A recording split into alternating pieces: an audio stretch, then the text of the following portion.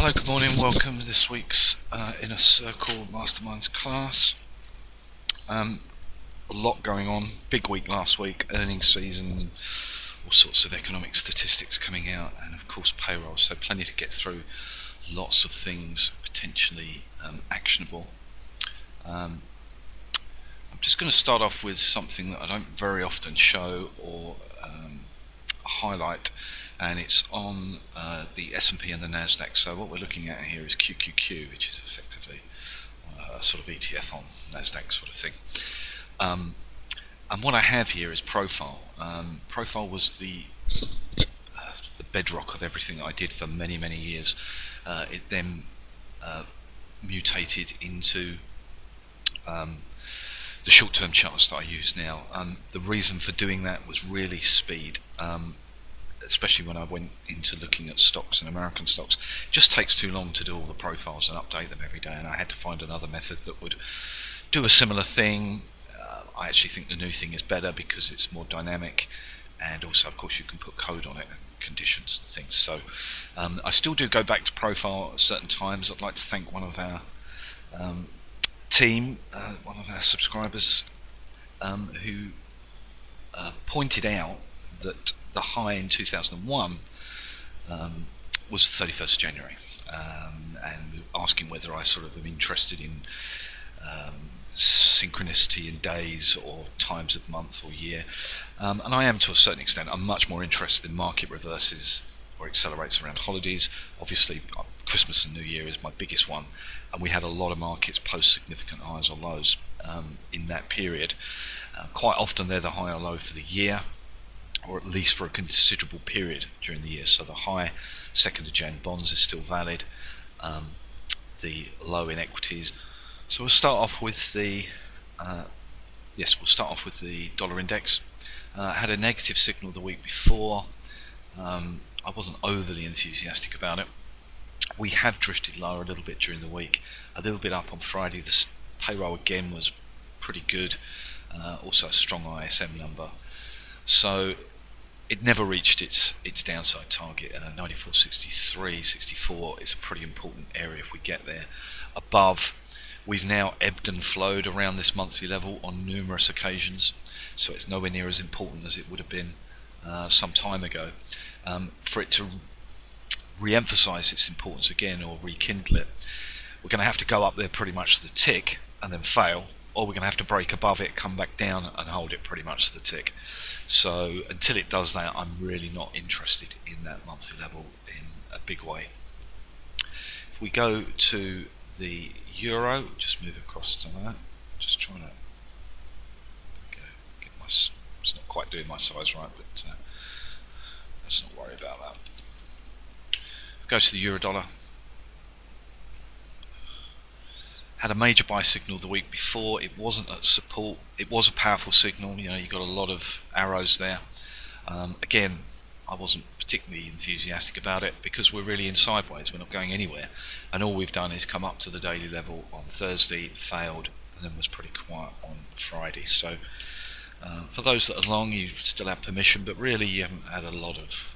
There's been a lot of bang for your buck, really. Pound again, something not involved in all things Brexit, normal nonsense. It looks like everyone else has joined me really and given up on the whole thing because it's not really moving a great deal. It is, you could argue, in a bit of an uptrend,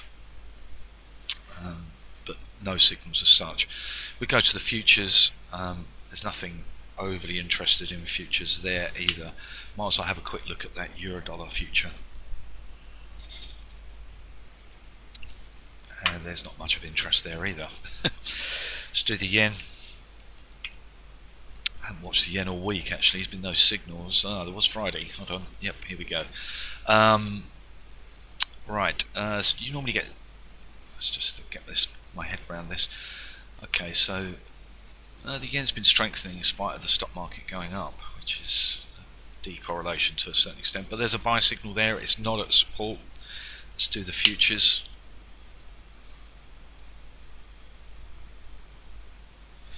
Futures the other way round, not at resistance though. If you have to be involved, or if you're on the other side of it, if you're on the other side you have to get out, there's no doubt about that. If you're highly aggressive, then you would look to get long the spot. You would assume that if the call on the stock market is correct, then this trade is not necessarily the right one. We'd expect some yen strength. So it's, to a certain extent, it might be a counterbalance trade, but I wouldn't set my life on that one. Let's do the Aussie. The Aussie performed very well on the news of the Fed on Wednesday. That was a bit dovish. We've ebbed and flowed around that monthly level, a little bit down on Friday, but no signals. Kiwi took out that monthly. Note how it stopped there originally, but we didn't get any signals. It's back above it, so the Kiwi looks reasonable. It's got to hold that 68.62 point. Something's happened to dollar CAD. Called up the chart and it worked properly. We had a negative signal previous week. Wasn't quite a resistance. I said I was sort of interested in it. Then nothing happened Monday, Tuesday, and then we've broken down. I've sort of missed the boat a little bit there. I'm sure if we look at the short-term chart,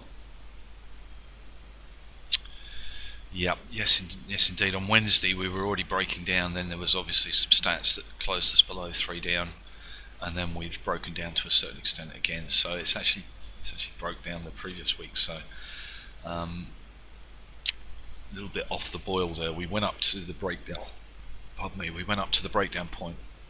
Admittedly, it was pretty late at night for me, and then we've broken down again. So dollar CAD, if you did do it, congratulations, and it still looks pretty good.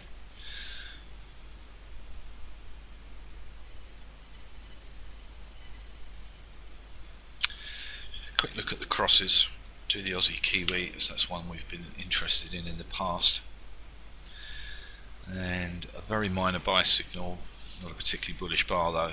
There's not much going on there. We'll have a look at the euro pound. Said that consistently it cannot hold breaks. Yeah, there we go. How often does this happen? You can sort of set your clock to this one. Yep. False breaks. Yeah, and another one last week, and then it got a buy signal on Monday, and then it's gone back up again. We've also got a range relativity signal. Bear with me, I'm just going to call that one up. Right, let's see where we were. Yeah, the weekly, which is the black line, was below the monthly. Obviously we've had a change in month since then, and then we've closed back above it, which is on this bar here. So that's what's given us the signal. It's not a typical range relativity signal, because really we're just in a very big piece of giant sideways, so it is a positive, but not getting too enthusiastic about it. It's when it produces this black square here is when it's confirmed. So that's it on FX. Got to watch that dollar index level below. Dollar yen if you want to get interested, and of course dollar CAD has broken down. Right, let's go back to indexes.